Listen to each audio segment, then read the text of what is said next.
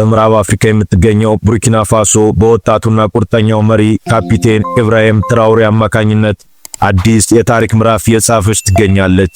እንደ አውሮፓውያን አቆጣጠር በ2022 በመፈንቅለ መንግስት ስልጣን የያዙት ትራውሬ ገና በ36 ዓመታቸው የሀገሪቱን እጣ ፋንታ ለመቀየር ደፋር እርምጃዎችን መውሰድ ጀምረዋል።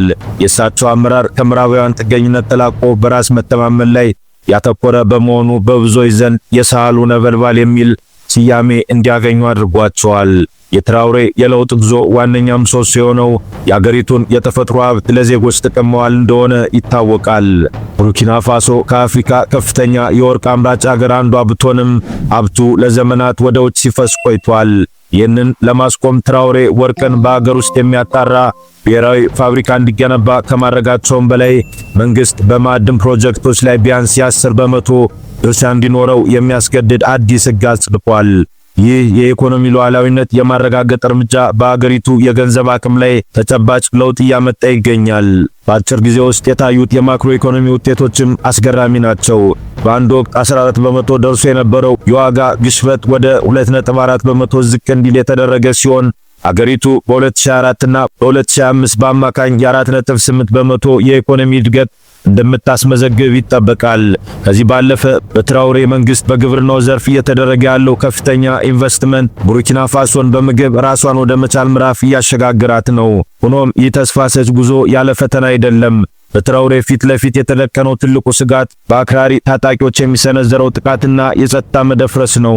በተደጋጋሚ የሚሞከሩ የግድያ ሙከራዎችና የመፈንቅለ መንግስት ጥቃቶች ለመሪው የስልጣን ቆይታ ዋነኛ ስጋት ሆነዋል። በተጨማሪም የዲሞክራሲ ምርጫ መራዘም በዓለም አቀፉ ማህበረሰብ ዘንድ ጥያቄዎችና ጫናዎችን እያስከተለ ይገኛል።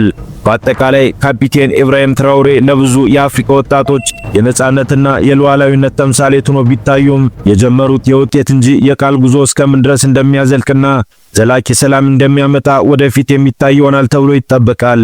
ትራምፕ አስተዳደር በኢራን ላይ የከፈተው ጦርነት በአጭር ጊዜ ውስጥ በድል ይጠናቀቃል የሚል ከፍተኛ ግምት የነበረ ቢሆንም አሁን ላይ ግን ሁኔታው ተቀይሮ ጦርነቱ እጅግ የተወሳሰበና ረጅም እየሆነ መምጣቱን የኒውዮርክ ታይምስ የአውሮፓ ዋና ዲፕሎማሲ ዘጋቢ ስቲቭ ኤላንገር ገልጸዋል። እንደ ዘጋቢው ገለጻ ከፍተኛ ወታደራዊ ባለስልጣናት ጦርነቱ ከባድና የተጓተተ ሊሆን እንደሚችል ለዋይት ሃውስ አስቀድመው ማስጠንቀቂያ ሰጥተው ነበር። የጦር ኃይሎች አዛዥ የሆኑት ጀነራል ኬን ይህ ግጭት የአሜሪካን የሚሳኤል መከላከያ ክምችት እስከመፈተን የሚረስ እጅግ ፈታኝ ሂደት ሊሆን እንደሚችል ለፕሬዝዳንት ትራምፕ በግልጽ ቢነገራቸውም አስተዳደሩ ግን ጦርነቱን ፈጣን ድል ያስገኛል በሚል እምነት ማስጠንቀቂያውን ወደ ጎን በመተው ወደ እርምጃ መግባቱ ተመላክቷል። ይህ በእንዲህ እንዳለ ጦርነቱ በዓለም አቀፍ የገበያ መናጋት የፈጠረ ሲሆን በተለይ ስትራቴጂካዊ በሆነው የሆርሙዝ የባህር መስመር ዙሪያ ባንዣበበው ስጋት ምክንያት የነዳጅ ዋጋና አቅርቦት መዋዠቅ እያሳየ ይገኛል።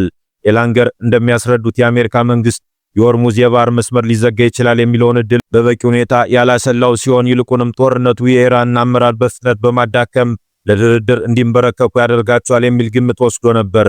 ይሁን እንጂ በተግባር የታየው ሁኔታ ከዚህ በተቃራኒ እየሆነ መጥቷል።